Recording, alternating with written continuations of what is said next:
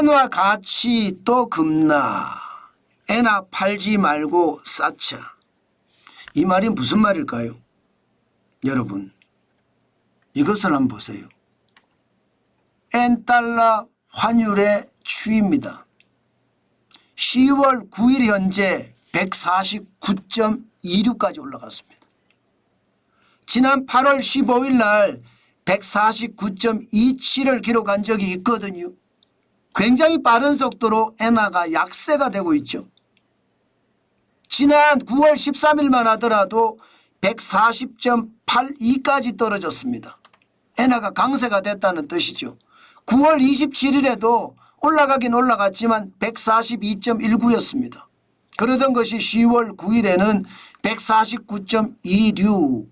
그만큼 엔화의 가치가 떨어졌다. 엔화가 약세가 되고 있다. 환율은 올라가고 있다. 이런 뜻입니다.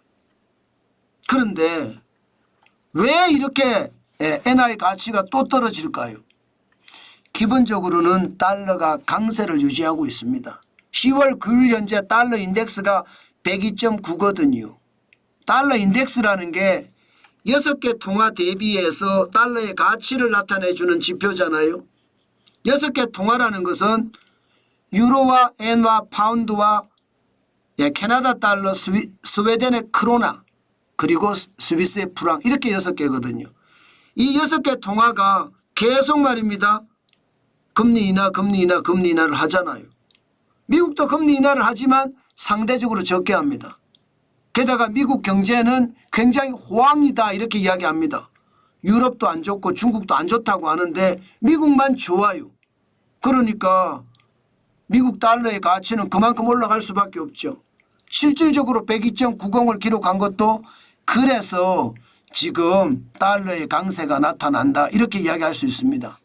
달러가 강세가 되니까 상대적으로 엔화는요 약세가 되겠죠. 여기에다가 이시바 일본 일본 총리는요 기본적으로 총리가 되기 전에는 금리를 올려서 물가를 잡겠다 이렇게 이야기하다가 총리가 되고 나서는요 금리 당분간 못 올리겠네 이런 반응을 보이고 있습니다. 그러니까 시장에서는 엔화의 약세를 총리 한마디가 주도했다 이렇게 생각하면 틀리지 않는다는 뜻이에요. 그런데 기본적으로 여러분 제가 엔화 팔지 말고 쌓자 이렇게 이야기하잖아요. 그 말은요 일본의 소비자 물가 안 떨어지고 있습니다. 9월에는 좀 떨어질지 모르나 8월 현재는요 3.0%까지 올라갔어요. 2023년 1월에 4.3% 기록한 적이 있거든요. 이대로 가면 지금 일본의 소비자 물가는 계속 올라갈 수밖에 없습니다. 국제유가가 출렁대잖아요. 물론 지금은 좀 떨어지고 있어요.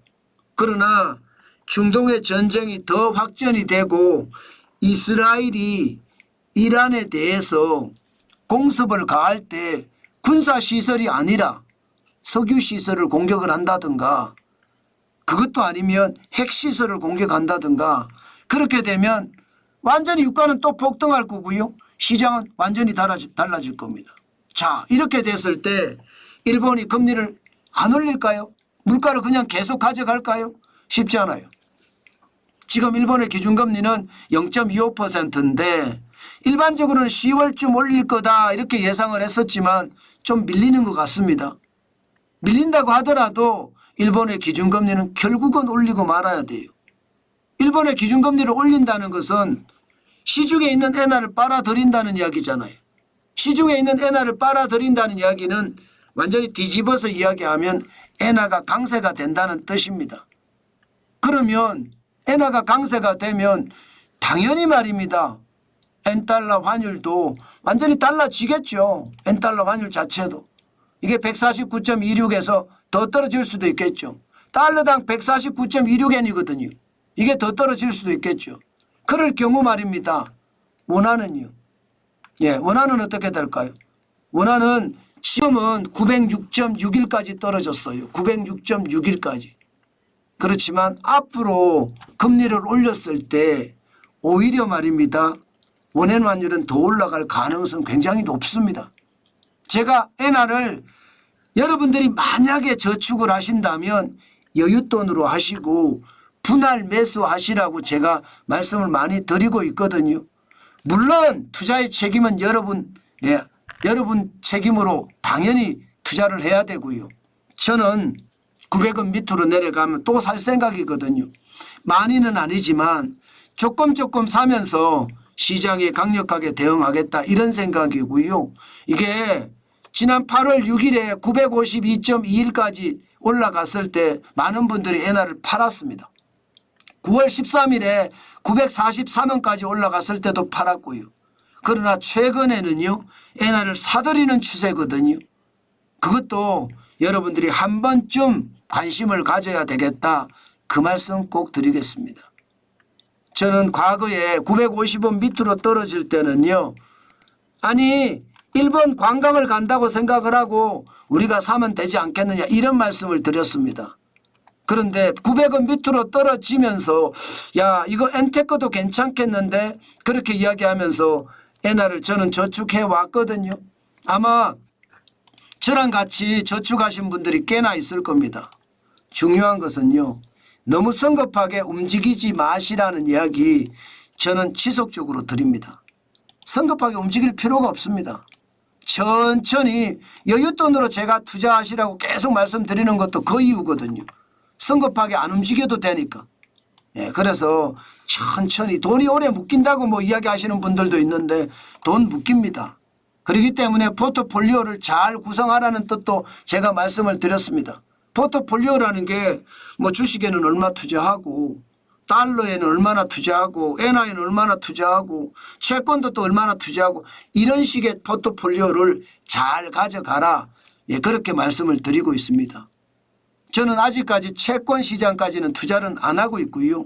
주식 시장하고 외환 시장은 계속 시장을 보면서 투자하고 있습니다. 때문에 여러분 뭐든지 급하게 서둘지 마시고 엉덩이 무겁게 탄탄하게 가져가야 되겠다. 그 말씀 다시 한번 드립니다. 아마 엔달러 환율이 한 달 만에 또 최고치를 기록을 했지만 결국 말입니다. 금리를 올려서 잡을 수밖에 없지 않겠느냐. 저는 그렇게 시장을 보고 있습니다.